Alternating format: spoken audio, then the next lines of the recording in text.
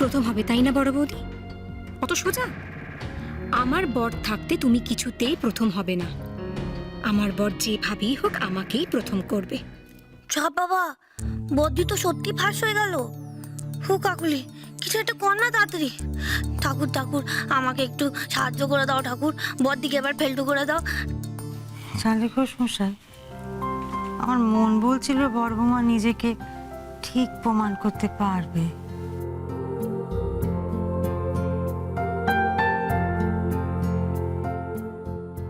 এই যে তোমার মন আর আমার মন এখনো যে একই কথা বলেন না, এজন্য আমার মনে মনে ভারী খুশি হই।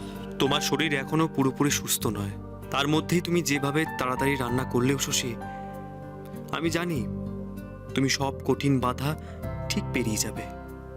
কেউ তোমাকে কিছুতেই হারাতে পারবে না।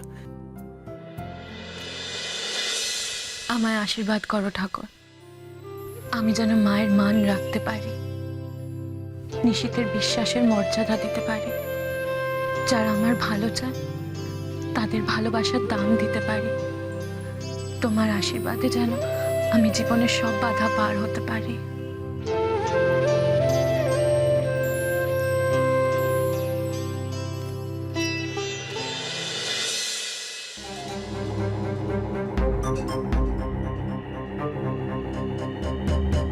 মা বলছিলেন জানলা খোলা থাকলে হুলো বেড়ালটা আসতে পারে। জানলা তো বন্ধ হয়ে আছে।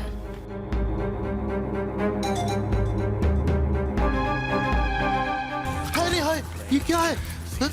আপনি তো পড়ে যাচ্ছিলেন। এত তাড়াতাড়ি পড়ে গেলে হবে উশসী ভাবি?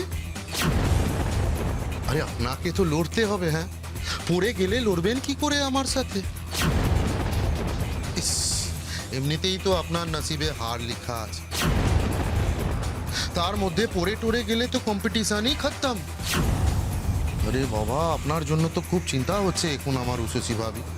কাউকে আমার জন্য চিন্তা করতে হবে না, আমার স্বামী আমার সঙ্গে আছে, আর ঠাকুরের আশীর্বাদ আছে শয়তান। তুমি আমাকে হারাতে পারবে না, আমিই জিতব।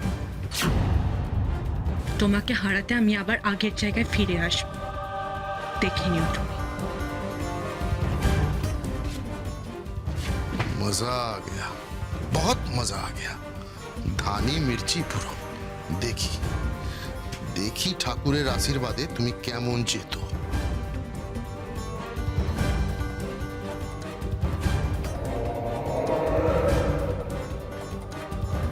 मजा आ गया।